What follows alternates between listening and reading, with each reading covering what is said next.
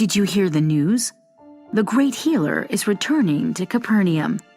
The excited crowd watched for his return, hoping to catch sight of him, to hear him speak, or to witness a miracle. The news of Jesus healing the sick and casting out demons, and the way he taught with such confidence and authority, was spreading like wildfire, and everyone was buzzing with excitement. When Jesus arrived at the home, he was greeted by even more people eager to see him. There were many hoping to see miracles, some seeking truth, and even a small group of Pharisees and teachers sent to check him out. There was no room to sit or stand.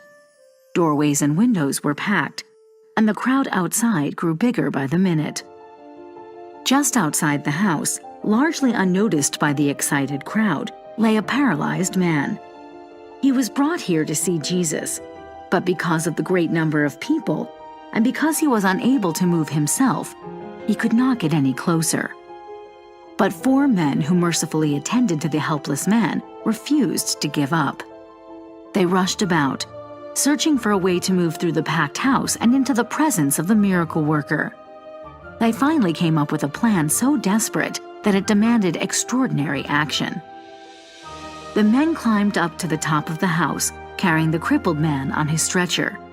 They then began to diligently chip away at the roof directly above where Jesus was teaching, until they made an opening large enough for him to fit through.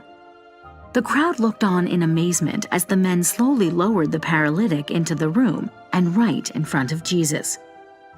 When Jesus saw the faith of the paralytic and his persistent companions, he spoke to the man lovingly as a father to his child.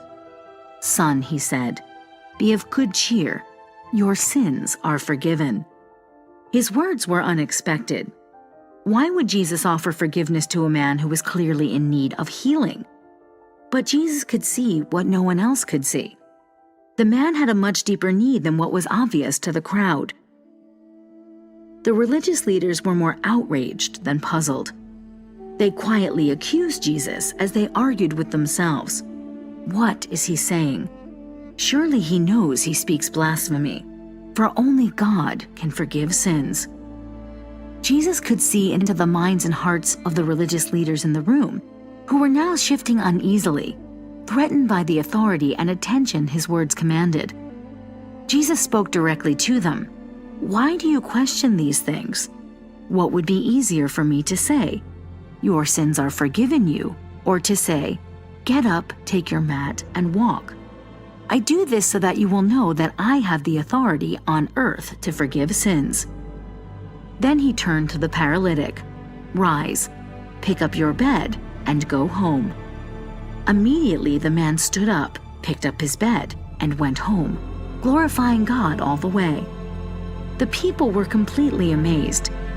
Jesus had just powerfully demonstrated that he did, in fact, have the power and authority that only God himself allowed, to see into the thoughts and hearts of man, to forgive even the greatest of sins, and to heal the body as well as the soul.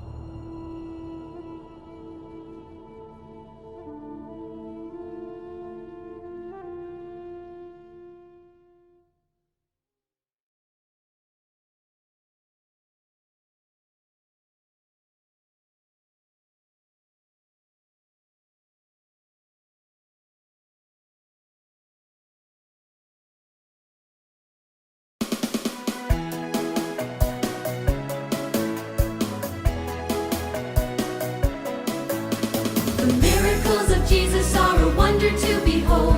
Amazing things he did on earth, the greatest story ever told. It's written in the Bible with a holy guarantee that God is great.